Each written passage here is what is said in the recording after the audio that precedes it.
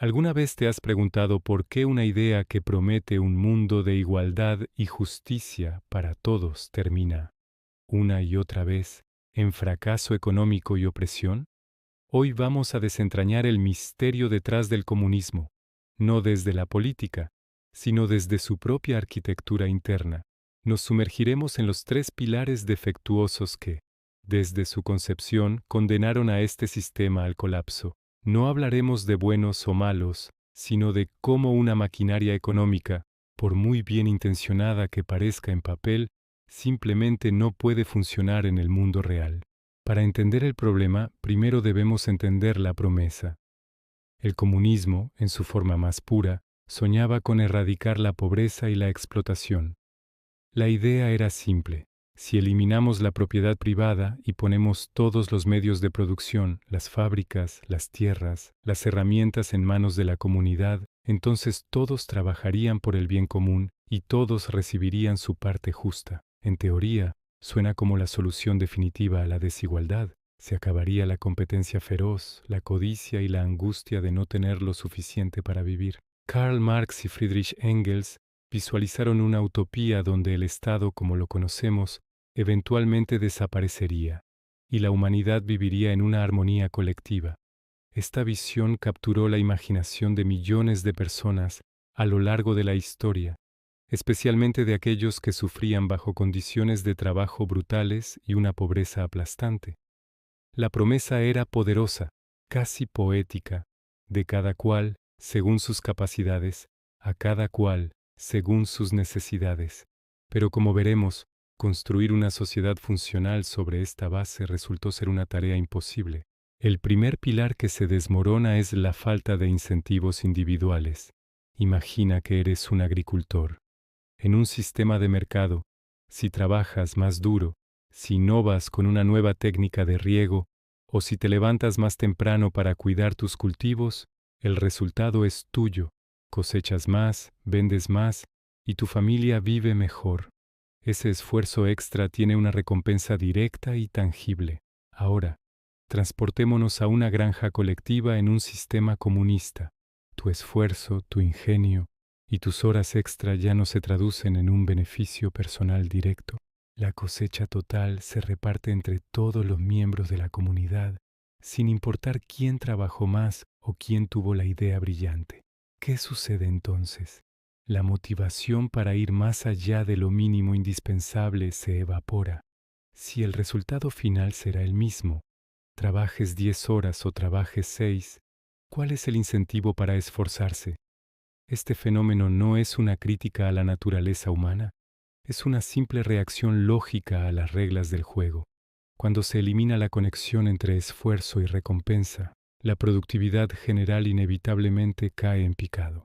La innovación se estanca porque arriesgarse a probar algo nuevo no ofrece ningún premio, solo la posibilidad de un fracaso que podría ser castigado. La gente no deja de ser trabajadora o creativa por arte de magia. Simplemente el sistema desactiva el motor que impulsa el progreso individual y, por extensión, el progreso colectivo. Este nos lleva directamente al segundo pilar defectuoso, la ineficiencia de la planificación central. En el comunismo, un pequeño grupo de planificadores, una élite burocrática, tiene la tarea hercúlea de decidir qué producir, cuánto producir, dónde producirlo y cómo distribuirlo para toda una nación. Piensa en la complejidad de esta tarea. Necesitan saber cuántos pares de zapatos necesitará cada ciudad, de qué tallas, cuántos tractores necesitará cada región agrícola, cuántos lápices necesitará cada escuela, cuántos tornillos de un tamaño específico necesitará cada fábrica. Y no solo para el próximo mes, sino para los próximos 5 años. Es un problema de información de una escala astronómica. En una economía de mercado, esta información se procesa de manera descentralizada a través de millones de interacciones diarias. Si la gente de repente quiere más café y menos té, los precios del café suben, las cafeterías piden más granos, los importadores traen más café y los agricultores plantan más cafetos. Es un sistema de señales casi instantáneo y autoorganizado. Los planificadores centrales, en cambio, operan a ciegas. No tienen este sistema de retroalimentación. Tienen que adivinar, basándose en estadísticas y modelos que rara vez reflejan la realidad dinámica de las necesidades y deseos humanos. El resultado es inevitablemente un desajuste masivo. Por un lado, se producen excedentes absurdos de bienes que nadie quiere. Historias de almacenes llenos de miles de abrigos de piel en climas cálidos o montañas de tractores sin las piezas de repuesto adecuadas son comunes en los anales de las economías planificadas. Por otro lado, y mucho más grave, se generan carencias crónicas de los bienes más básicos. Largas filas para conseguir pan, leche o papel higiénico se convirtieron en el símbolo universal de la vida bajo el comunismo. No era necesariamente porque no hubiera recursos, sino porque la maquinaria centralizada era incapaz de asignarlos de manera eficiente. La planificación central, en lugar de ser una forma superior de organización, resultó ser un laberinto burocrático que generaba desperdicio y escasez a partes iguales, ahogando la economía en un mar de ineficiencia. Y aquí llegamos al corazón del problema, el tercer pilar y quizás el más fundamental, la ausencia de un sistema de precios de mercado. En una economía de mercado, los precios son mucho más que simples etiquetas con un número. Son vehículos de información increíblemente densos y eficientes. El precio de un producto te dice todo lo que necesitas saber sobre su escasez relativa, el costo de sus componentes, la demanda de los consumidores y la dificultad de su producción.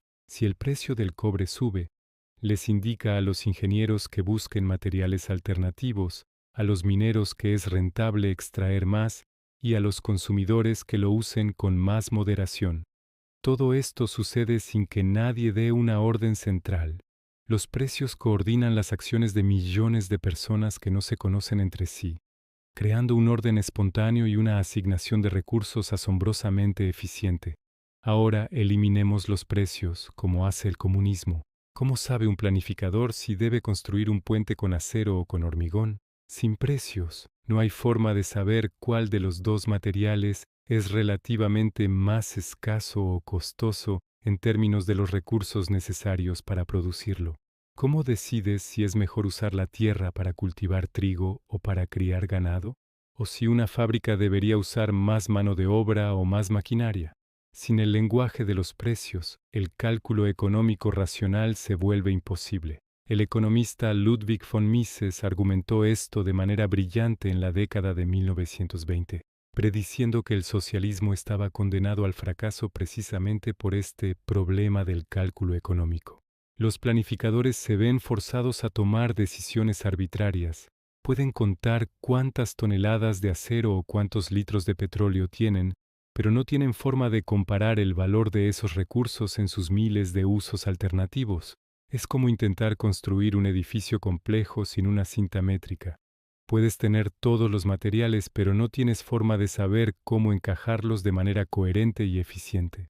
Esta ceguera económica es la razón principal por la que las economías comunistas nunca pudieron competir en términos de innovación, calidad o eficiencia con las economías de mercado.